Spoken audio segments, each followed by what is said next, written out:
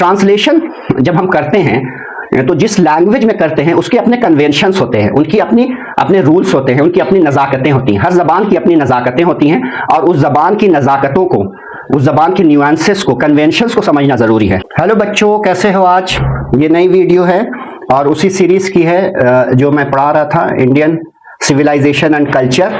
तो आज मैं 3-4 पैरास पढ़ाऊंगा इस वीडियो में। उससे पहले मैं कुछ वर्ड्स आपको बता देता हूं जिसके मीनिंग आप जान लें। एक जो इन पैरास में आने वाले हैं, snare. Snare means trap, trap जाल या फंदा। इनकम्ब्रेंस, इसको क्या करेंगे? इनकम्ब्रेंस। इनकम्ब्रेंस मीन्स बर्डन, बोझ।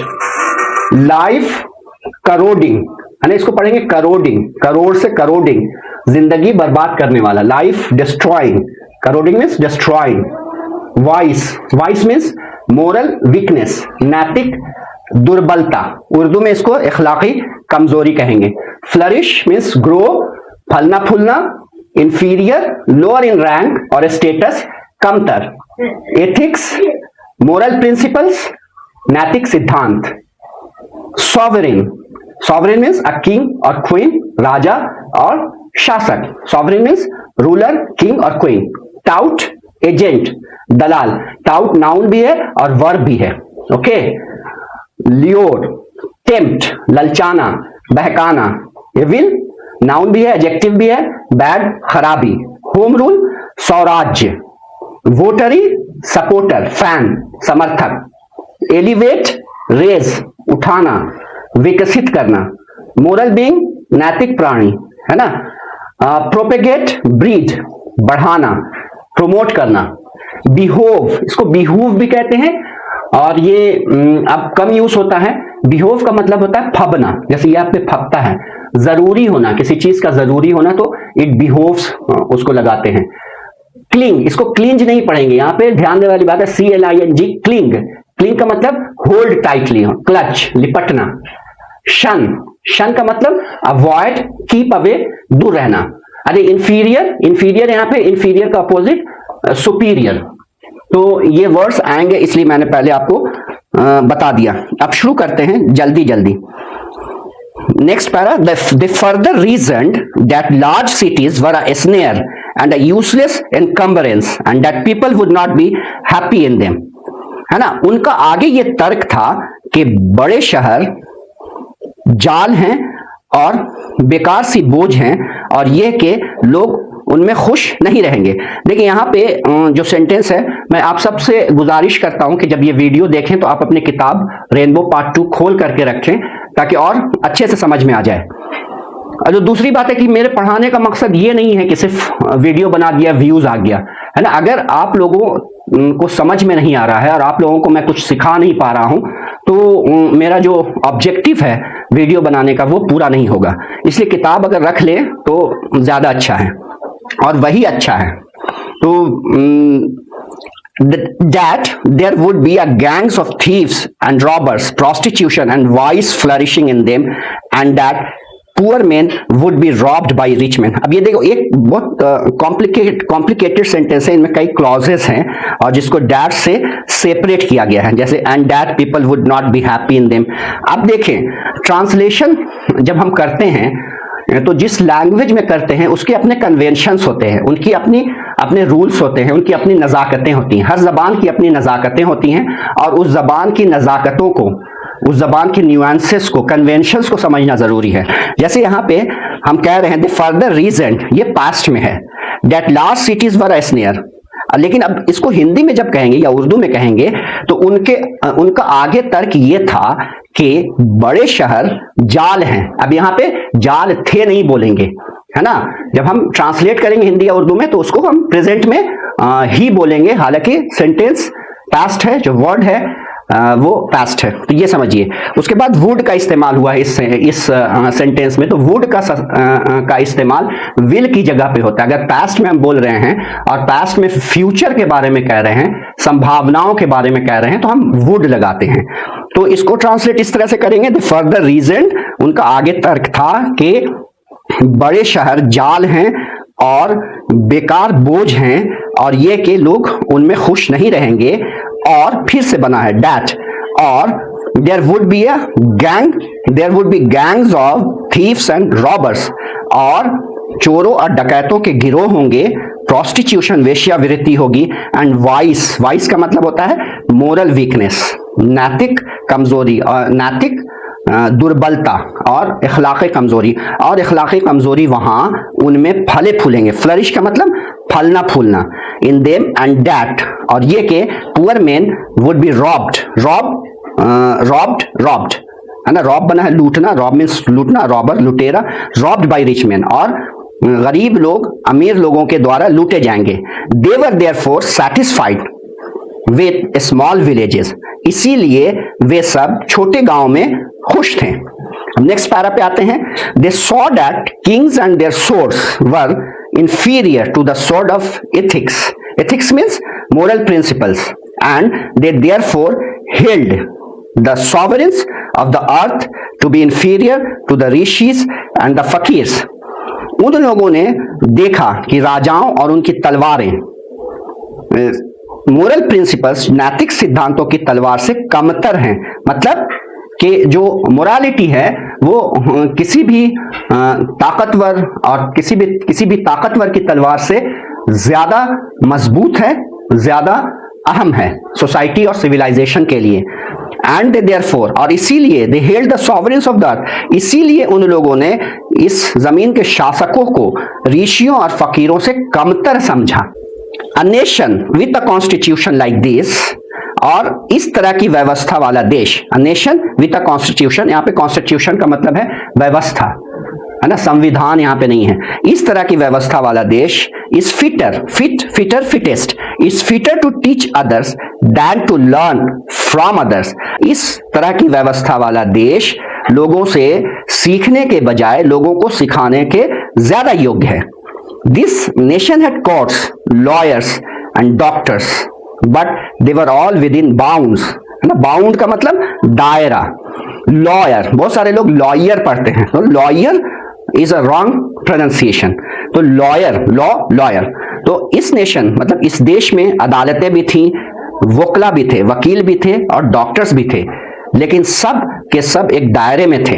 Everybody knew that this professions were not particularly superior, everybody knew, सबको पता था कि ये पेशे बहुत खास नहीं है, बहुत अच्छे नहीं है। मतलब जैसे आज हम कहते हैं doctors, engineers, IAS officers, advocates और लॉयर्स को जो कहते हैं कि वे बहुत नोबेल हैं, वे बहुत इंपॉर्टेंट है, तो इतना उस जमाने में इंपॉर्टेंस इनको नहीं दिया जाता था। अब तो God is next, doctor is next to God ही कहा जाता है। तो ये सब बकवास, हमारे फोर फादर्स की नजर में ये सब बकवास है। डॉक्टर्स, लॉयर्स सब इक्वल ह्यूमन बीइंग हैं और सब बराबर हैं।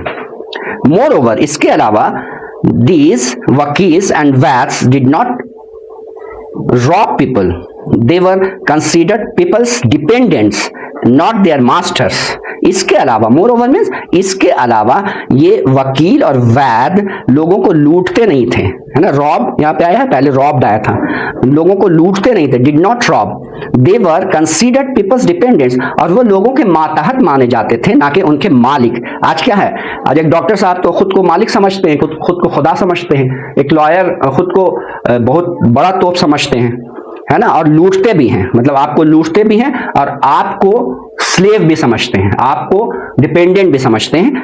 हमारे पूर्वजों की राय थी कि उस वक्त उनके जमाने में ऐसा नहीं था। जस्टिस वाज टॉलरेबली फेयर, अभी तो इनटॉलरेबली यहां पे लगेगा, बी जस्टिस इज इनटॉलरेबली अनफेयर, अभी अगर कहेंगे तो इसको, लेकिन पहले जस्टिस वाज टॉलरेबली फेयर, मतलब इंसाफ काबिले बर्दाश्त हद तक। यहाँ पे टॉलरेबली का मतलब काबिले बर्दाश्त हद तक, लेकिन इसको हम सादे अल्फाज में हल्के शब्दों में काफी हद तक कह सकते हैं। इंसाफ काफी हद तक निष्पक्ष था। फेयर मीन्स निष्पक्ष, जहां पे कोई बेईमानी ना हो। The ordinary rule was to avoid courts, और कोर्ट से बचना, अदालतों से बचना सामान्य नियम था। There were no touts to lure people into them, और उनमें लोगों को फंसाने के लिए कोई एजेंट्स नहीं होते थे। टाउट्स मीन्स एजेंट्स, दलाल नहीं होते थे। ल्योर पीपल इनटू देम, और उनमें मीन्स किसमें, मतलब डॉक्टर्स और लॉयर्स के फंदे में फंसाने के लिए कोई दलाल नहीं होते थे। आज तो एक डॉक्टर साहब के 20 दलाल आपको रेलवे स्टेशन और बस स्टैंड्स पे मिल जाएंगे। एक लॉयर के दलाल आपको कोर्ट के दरवाजे पे मिल जाएंगे। ये सब हमारे पूर्वजों के जमाने में नहीं था।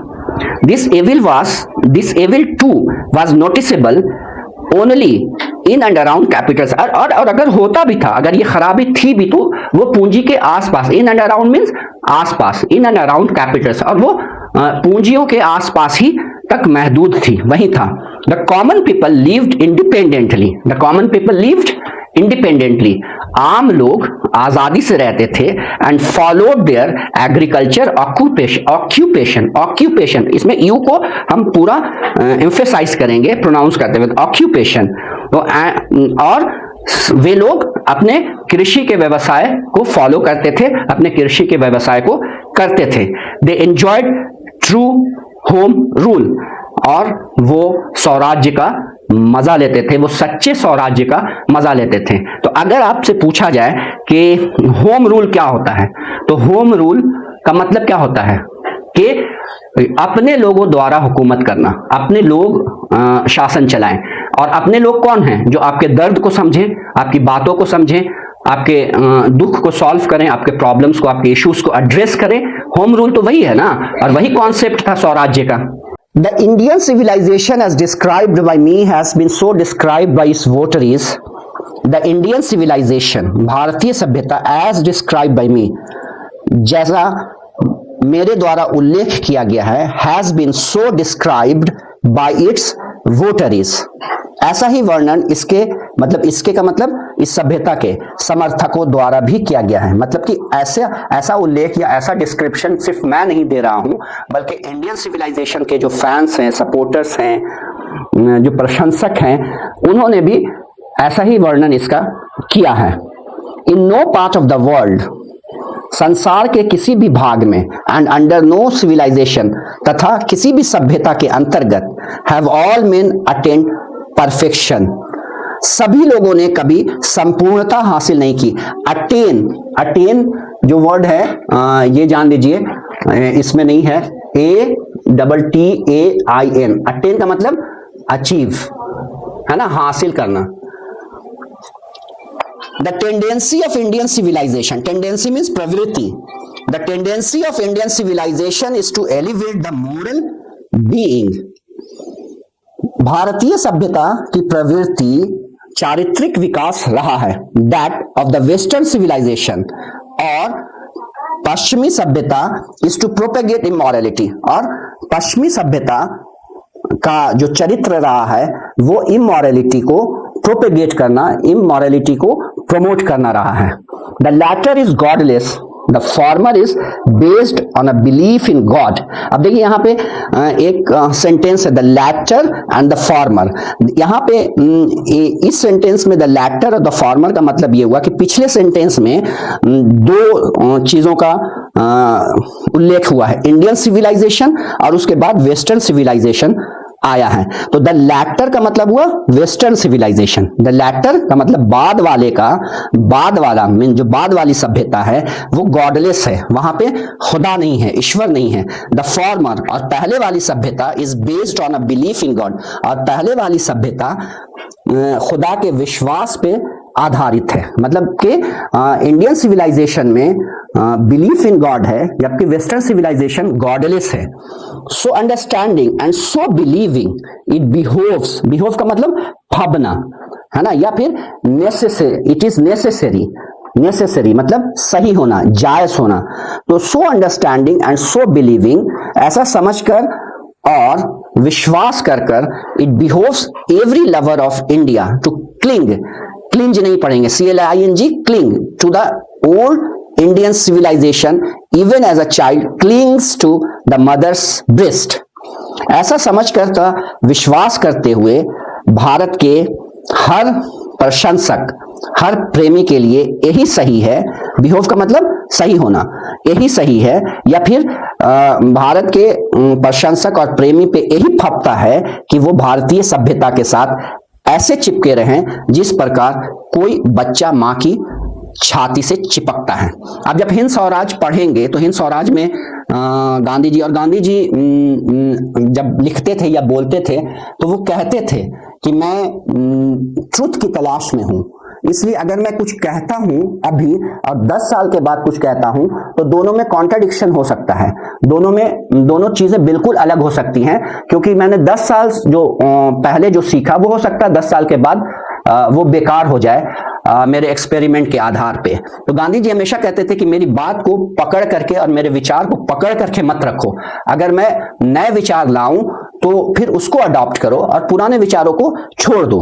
तो वेस्टर्न सिविलाइजेशन के बारे में जो उन्होंने कहा वो हो सकता है कि उस वक्त उन्होंने कहा हो, फिर बाद में उनकी राय बदली हो।